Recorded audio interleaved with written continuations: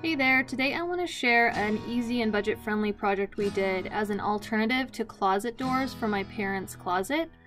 And we did this using a drop cloth and some molding that my mom already had hanging around.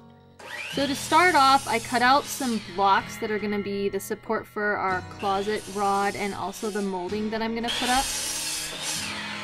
And I just cut these blocks out 4 inches long out of a 2x4.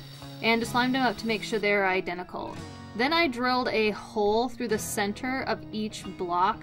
This is going to be the hole that I'm going to fish the closet rod through, and for the closet rod I'm using 1/2 inch electrical conduit. My dad's actually an electrician, so he happens to have quite a bit of conduit laying around. Then I'm going to set the block up, and here I'm just marking my little drill bit about how deep I want to go. And I'm drilling a hole that I'm gonna later drill a screw through to screw these to the wall. Then I just flipped it over and drilled a little guide hole so that the wood wouldn't split when I screwed it into the wall. And this is what each of my blocks look like. Then I just took those blocks inside and screwed them into studs in the wall. And got my conduit and fished it through the holes in the blocks. Because this is gonna be somewhat permanent, I needed to put my rings on before everything was all attached together with the molding, and so here I just put rings on and then fished on the middle block and then the next set of rings. That way I'd have rings on either side of the middle block. I did go back and add some rings that I purchased off Amazon that actually clip onto the rod, so that way I'd have enough rings to hold up my heavy curtain. Then once your rings are all on, you can go ahead and attach that middle block. Now I'm gonna go ahead and attach my molding to my blocks. This is some molding that my mom picked up somewhere and had extra of. So I didn't have a long enough piece to stretch this whole length, and so I had to use the 2 pieces and put them together with a 45-degree seam in the middle. But if you were to purchase things for this project, you could certainly purchase a long enough piece of molding to not have that seam. Then I just capped off each end with a little piece cut at a 45.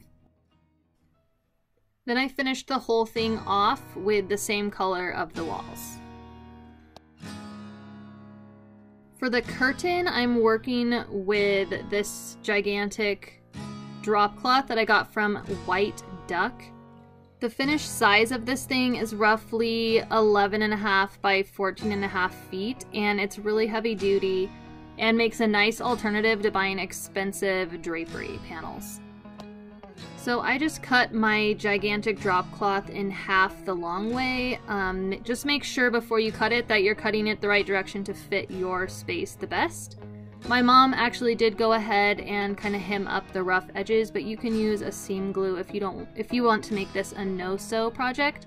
We did do this folding method with our drop cloth so that the finished product would have a more pleated finished look, and so you just fold the drop cloth over on itself and use the pinch on the curtain rod to pinch that fold together. And then when the curtain's hanging, it looks a little bit more finished and you can control where it folds, and it just gives it a more polished look. I did end up using about a dozen clips on each side for each panel, and so keep that in mind if you're collecting supplies for this project. As you can see, it's pretty easy to just reach your hand up there and pinch the curtain into place. In the end, this project was way worth it. It was super easy and simple to put up and makes a huge difference for the room to not look so cluttered and way more put together.